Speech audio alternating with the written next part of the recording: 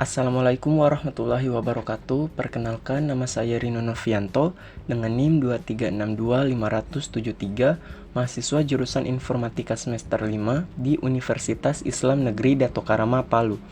Video ini dibuat untuk memenuhi tugas UTS dari mata kuliah API Programming. Di sini saya akan mempraktikkan penggunaan endpoint API menggunakan Postman dengan 4 metode utama, yaitu get, post, put, dan delete. Untuk langkah-langkahnya, yang pertama di sini kita akan menyalakan Apache dan MySQL di XAMPP Control Panel. Nah, di sini kemudian setelah keduanya telah berjalan, kemudian kita ke phpMyAdmin melalui browser. Kita juga bisa langsung mengklik di tombol admin. Nah, kemudian kita diarahkan ke localhost phpMyAdmin. Di sini saya sudah menyiapkan database dengan nama reservasi hotel. Nah, di dalam database reservasi hotel ini ada satu tabel dengan nama tamu. Nah, di sini kita buka. Nah, di tabel tamu ini ada beberapa field, yaitu ID tamu, nama, nomor HP, dan alamat. Di sini juga saya sudah mengisikan beberapa data.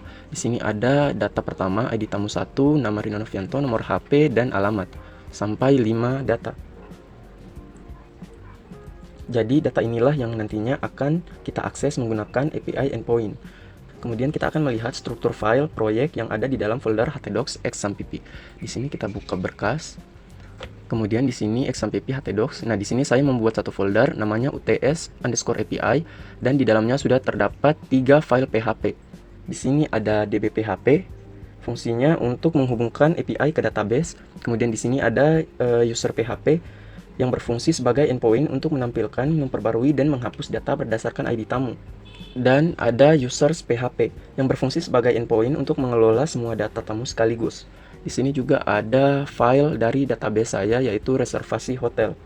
Nah, kalau begitu langsung saja kita akan praktek menggunakan Postman. Di sini kita buka Postman. Nah, kemudian di dalam Postman-nya sendiri saya sudah membuat beberapa shortcut untuk metodenya sendiri. Di sini ada get, post, put, dan delete. Nah, di sini yang pertama ada get list semua user. Jadi di sini kita akan menampilkan semua user yang ada di dalam database. Di sini nanti kita diminta untuk memasukkan linknya sendiri berasal dari localhost, kemudian nama foldernya kita tadi, dan nama filenya. Di sini kita menggunakan users PHP karena kita akan melihat semua data yang ada di dalam database. Kemudian di sini kita klik send. Kita lihat.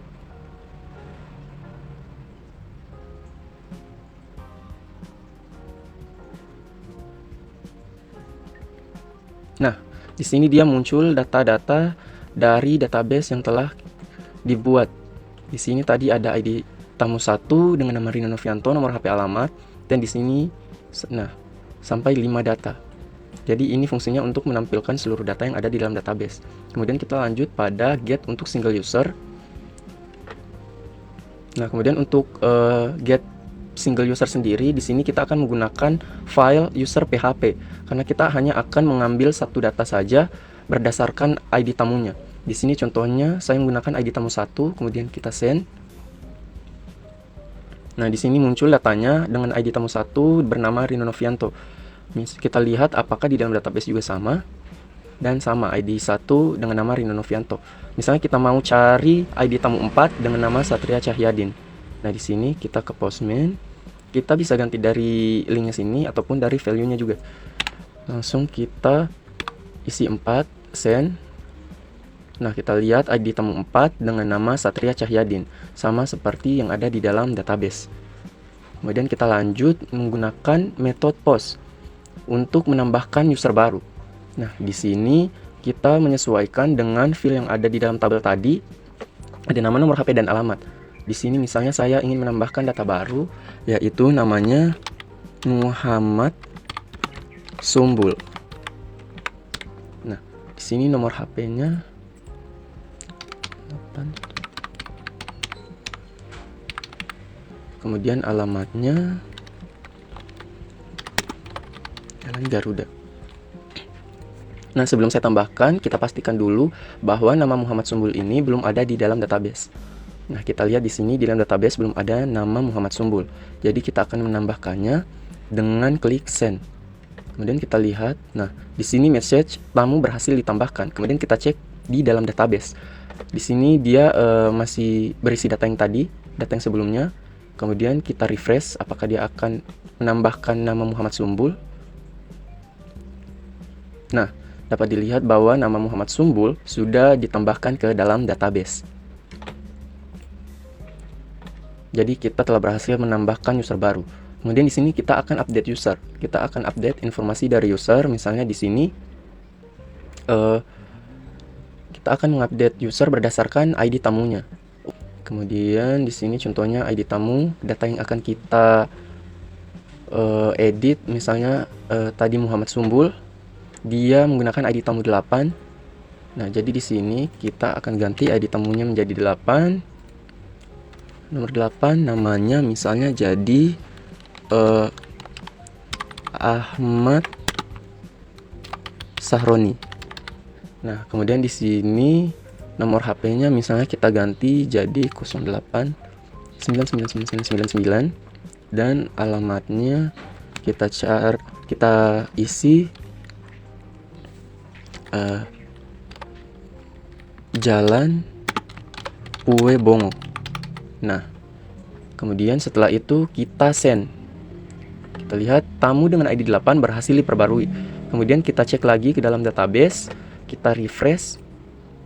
Apakah dia akan berubah? Nah, dia telah berubah. Jadi ID tamu 8 yang sebelumnya tadi namanya Muhammad Sumbul telah diganti menjadi nama Ahmad Saroni dengan nomornya tadi ini dan alamatnya ini. Nah, berarti kita telah berhasil mengupdate data user. Kemudian untuk yang terakhir, yaitu kita akan menggunakan metode delete. Di sini dia akan menghapus user berdasarkan ID tamunya. Misalnya di sini kita mau hapus ya ID tamu 8 dengan nama Ahmad Saroni. Di sini kita masukkan saja ID tamunya, kemudian kita klik send. Nah, kemudian message tamu dengan ID 8 berhasil dihapus. Kemudian kita lihat di dalam database, kita refresh kembali apakah dia akan terhapus. Dan ya, ID tamu 8 dengan nama Ahmad Saroni telah dihapus dari dalam database. Jadi di sini kita telah berhasil melakukan simulasi menggunakan beberapa metode yang tadi sudah dilakukan, yaitu get, post, put, dan delete. Jadi itu tadi adalah demonstrasi singkat tentang praktek endpoint API menggunakan Postman dengan metode get, post, put, dan delete. Dengan memahami dasar API ini, kita bisa membuat aplikasi yang saling terhubung antara front-end dan back-end dengan mudah. Sekian dari saya. Wassalamualaikum warahmatullahi wabarakatuh.